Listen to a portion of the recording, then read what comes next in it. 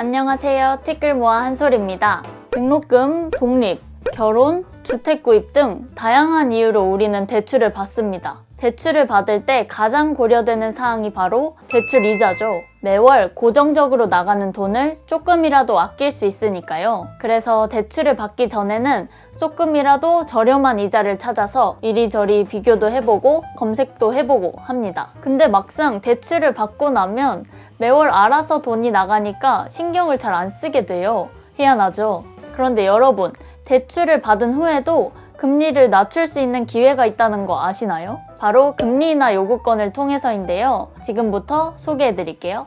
금리 인하 요구권은 2019년 6월 법제화되어 시행된 제도입니다. 금리 인하 요구권이란 보험회사, 은행 등 금융회사와 신용공여 계약을 체결한 사람, 즉 대출을 받은 사람의 신용 상태가 개선된 경우 금융회사에 금리 인하를 요구할 수 있는 권리입니다. 저 신용등급 올랐으니 금리 내려주세요 라고 요구할 수 있는 권리인 거죠. 금리 인하 요구권은 취업한 경우, 승진해서 재산이 증가한 경우, 신용평가 등급이 상승한 경우 등에 신청할 수 있습니다. 대출을 받았을 당시보다 재산이 증가했거나 신용등급이 올랐다면 신청할 수 있어요. 일부 금융기관 홈페이지에 가보면 고정금리의 신용대출, 협약대출이나 재정자금대출, 금융기관 외의 외부기관에 의해 금리가 결정되는 정책자금 대출 등은 적용 제외 대상이라고 나와 있으니 이 부분도 참고해 주시면 좋을 것 같습니다. 금리 인하 요구권은 법적 권리예요. 금융회사는 소비자에게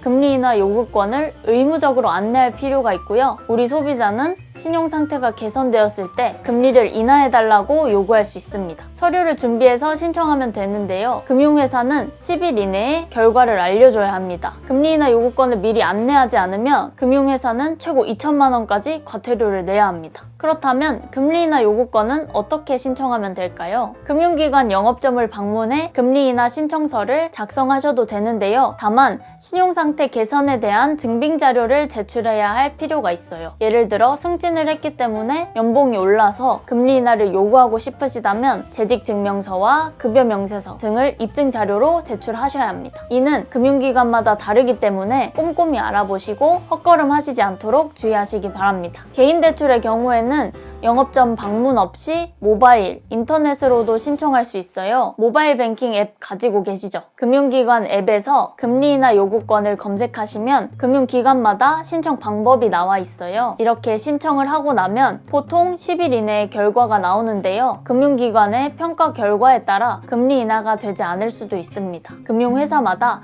적용 조건이 다르기 때문이에요. 어떤 금융사는 신용등급이 1등급만 올라도 금리 인하를 해주는 반면 다른 금융사는 신용등급이 2등급 이상 올라야 금리를 인하해주는 경우가 있기 때문입니다. 한번 제가 수협은행에서 금리 인하 요구권 안내를 찾아볼게요. 수협은행에서는 연소득이 전년 대비 15% 이상 상승했거나 변호사, 공인회계사 등 전문 자격증을 취득했을 경우 또는 신용등급이 2단계 이상 상승했을 경우 금리 인하 요구권을 사용할 수 있다고 나와 있습니다. 이렇게 각 은행에서 어떤 경우에 금리 인하 요구를 받아주는지 미리 확인하시고 신청하시면 금리 인하 가능성을 높일 수 있겠죠. 대체로 금리 인하 요구권 신청은 대출을 받은 후 3개월이 지나야 신청이 가능하며 연 2회로 제한되어 있습니다. 똑같은 사유로 6개월 이내에 금리 인하를 요구할 수 없습니다. 만약 6개월 안에 승진을 2번 하였다면 한 번만 신청할 수 있는 거예요. 그래서 보통 대출이 연체 중인 경우에는 금리 인하 신청이 불가능하다고 하니 이 점도 주의하시는 것이 좋겠습니다. 혹시 여러분들이 대출을 받으셨다면 앞으로는 대한민국 국민이라면 누구나 당당하게 사용할 수 있는 금리 인하 요구권으로 대출 금리를 낮추고 고정비를 아껴보세요. 오늘은 여기까지고요. 보러 와주셔서 고맙습니다. 감사합니다.